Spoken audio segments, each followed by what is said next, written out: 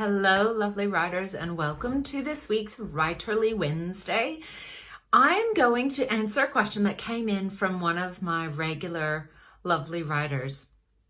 And this may be something that you've come across too, whether you are writing fiction or maybe even more so if you're writing memoir.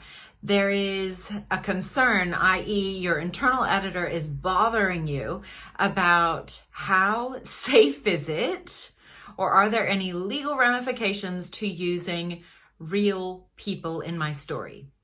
Well, I want to start first by saying this. It's virtually impossible to really truly make someone up. Everyone that we are writing about is either an assimilation of multiple characters, but they're going to be a reflection of a person out there somewhere, maybe even somebody you don't know. And it has happened time and time again with writers that once a book gets out there and it's on the bookshelves and people that they know are reading it, the readers are guessing, is that me? Is that you? Even as an agent and a coach, I, especially for the writers that I love, and I read multiple works by the same writer, I can get a feeling for how much of, for example, the protagonist is the writer and is someone their alter ego or whatever it is. We write to communicate. We write to offload some of this stuff. We write to explore certain ideas or concepts and to have that freedom. And I don't want you to stop yourself from doing that. Allow yourself to do it. But when it comes to the legal ramifications, I do actually have an interview that I should share with all of you very soon.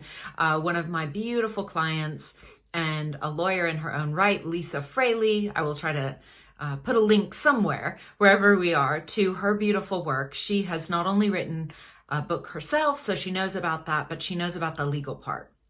Now, I want you to, once you've written a manuscript, that might be the time that you can check out what you need to change and what you would want to keep. But if it's really bothering you in the creation and you want to put that to rest as much as possible as you're going, just keep these three things in mind. Now, these are legal terms, so I'm going to look at my notes. One of the things we need to keep in mind is defamation, invasion of privacy, and misappropriation of the right of publicity. Now, I'm not going to say that I understand completely what all of those mean, but essentially, if you are creating a character, even in fiction, but especially in memoir, that could be seen in a negative light, you're sharing details about them and you haven't shifted who they are, then that could cause a problem. The number one way to get yourself around that is to actually get that person to sign a waiver. But what if you're writing a fiction and it is based on somebody, but you're not naming them?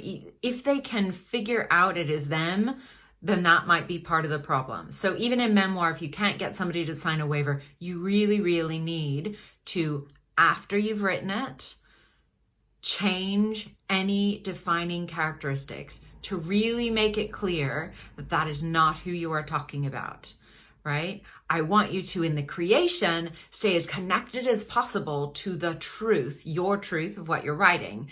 But after the fact, if you can't get a waiver, you definitely want to change all of the details that could get other people identifying that person as who you are talking about. But when you're writing in fiction, and maybe you're like me, you've read historical fiction, brilliant fiction, and they seem to be referring to somebody in real life. And there's a beautiful book,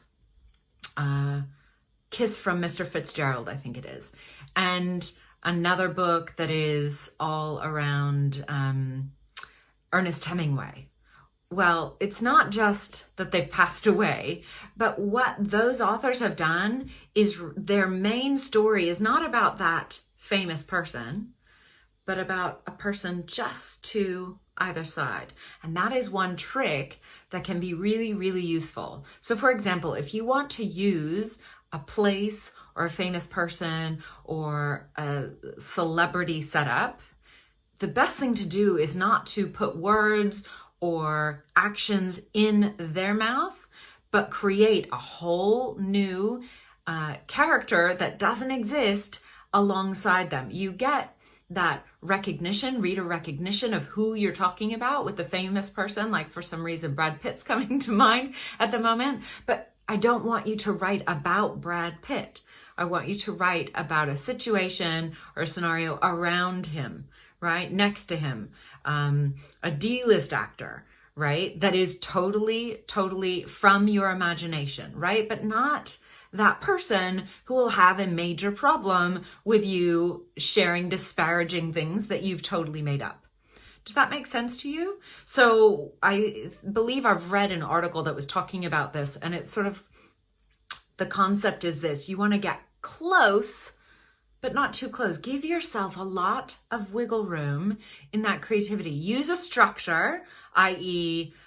sport or movies, or in the literary world, like with Fitzgerald and Ernest Hemingway, but that's not where you base the story. You look to a character just to the side. So nobody's going to get their hackles up and worried about you saying all these horrendous things about them.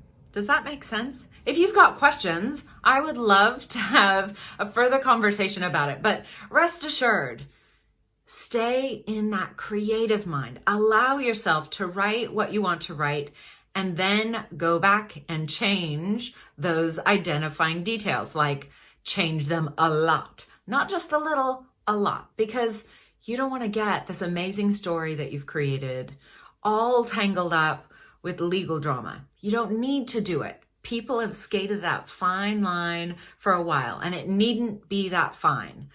Use your imagination. Share the message and the story that you want to, but don't make it all about the person. Make it about the message. Hopefully that helps you.